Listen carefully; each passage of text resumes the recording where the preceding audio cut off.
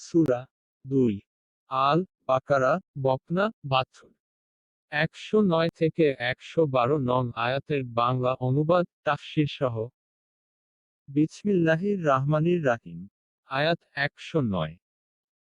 কিতাবীদের অনেকে তাদের প্রতি সত্য প্রকাশিত হওয়ার পর তারা তাদের অন্তর্হিত বিদ্বেষবশত তোমাদেরকে বিশ্বাস স্থাপনের পরে অবিশ্বাসী করতে ইচ্ছা করে। কিন্তু যে পর্যন্ত আল্লাহ স্বয়ং আদেশ আনয়ন না করেন সে পর্যন্ত তোমরা ক্ষমা করো ও উপেক্ষা করতে থাকো। নিশ্চয়ই আল্লাহ সর্ব বিষয়ের উপর ক্ষমতাবান। আয়াতের তাফসীর। হিংসামূলক মনোভাববশত তাদের নিকট সত্য প্রকাশিত হবার পরও গ্রন্থধারীদের মধ্যে অনেকে আকাঙ্ক্ষা করে যে বিশ্বাসের পর, মুসলিম হওয়ার পর আবার তোমাদেরকে যদি অবিশ্বাসী কাফের রূপে ফিরিয়ে দিতে পারত। সুতরাং তোমরা ক্ষমা করো ও উপেক্ষা করো, যতক্ষণ না আল্লাহ কোনো নির্দেশ দেন। আল্লাহ সকল বিষয়ে সর্বশক্তিমান। আয়াত ১১০। আর তোমরা সালাত প্রতিষ্ঠা করো ও যাকাত প্রদান করো, এবং তোমরা স্ব জীবনের জন্য যে সৎকাজ অগ্রে প্রেরণ করেছ তা আল্লাহর নিকট প্রাপ্ত হবে। তোমরা যা করছ নিশ্চয় আল্লাহ তার পরিদর্শক। আয়াতের তাফসীর। আর তোমরা নামাজ কায়েম যথাযথভাবে সুপ্রতিষ্ঠিত করো ও যাকাত প্রদান করো। আর উত্তম কাজের মধ্যে নিজেদের জন্য যা কিছু পূর্বে প্রেরণ করবে, আল্লাহর নিকট তা প্রাপ্ত হবে। তোমরা যা করো, নিশ্চয়ই আল্লাহ তার সম্যকদ্রষ্টা।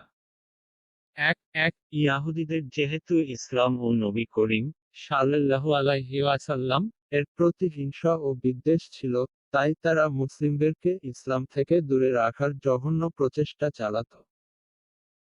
সুতরাং এখানে মুসলিমদেরকে বলা হচ্ছে যে তোমরা ধৈর্য ও উপেক্ষার পথ অবলম্বন করো এবং ইসলামের বিধি বিধান ও ফরজ কাজগুলো পালন করো, যার নির্দেশ তোমাদেরকে দেওয়া হয়েছে।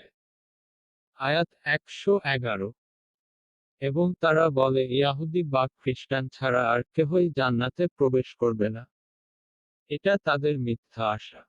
তুমি বলো যদি তোমরা সত্যবাদী হও তাহলে তোমাদের প্রমাণ উপস্থিত করো। আয়াতের তাফসীর। তারা বলে ইয়াহুদি বা খ্রিস্টান ছাড়া অন্য কেউ কখনো বেহেশত প্রবেশ করবে না। এ তাদের মিথ্যা আশা। বলো, যদি তোমরা সত্যবাদী হও তাহলে এ কথার সত্যতার প্রমাণ উপস্থিত করো। এখানে আহলে কিতাবদের অহংকার ও তাদের সেই আত্মপ্রবঞ্চনার কথাকে আবারও তুলে ধরা হচ্ছে, যাতে তারা লিপ্ত ছিল। আল্লাহ তাআলা বললেন, এটা কেবল ওদের মনের বাসনা, এ ব্যাপারে কোনো দলিল তাদের কাছে নেই। আয়াত ১১২। অবশ্য যে ব্যক্তি নিজেকে আল্লাহর নিকট সমর্পণ করেছে এবং সৎকাজ করেছে, ফলত তার জন্য তার রবের নিকট প্রতিদান রয়েছে এবং তাদের জন্য কোনো আশঙ্কা নেই ও তারা চিন্তিত হবে না। আয়াতের তাফসীর। অবশ্যই যে ব্যক্তি আল্লাহর নিকট বিশুদ্ধচিত্তে আত্মসমর্পণ করে, তার প্রতিদান তার প্রতিপালকের কাছে রয়েছে এবং তাদের কোনো ভয় নেই ও তারা দুঃখিত হবে না। আল্লাহর নিকট আত্মসমর্পণ করে, এর অর্থ হলো কেবল আল্লাহর সন্তুষ্টির জন্য কাজ করে। আর বিশুদ্ধ চিত্ত অর্থ হলো শিরকমুক্ত হয়ে খাঁটি মনে নিষ্ঠার সাথে শেষ নবীর তরিকা অনুযায়ী সে কাজ করা। আমল গৃহীত হওয়ার জন্য এই দুটি হলো মৌলিক শর্ত। আখিরাতের মুক্তি এই মৌলিক নীতি অনুযায়ী কৃত নেক আমলের উপরই নির্ভরশীল। কেবল আশা ও কামনা করলেই মুক্তি পাওয়া যাবে না। আমরা কোরআনের ১১৪টি সূরার আয়াতসমূহের বাংলা অনুবাদ তাফসীর সমূহের ভিডিও তৈরি উদ্যোগ নিয়েছি। আশা করি সবাই আমাদের সাথে থাকবেন।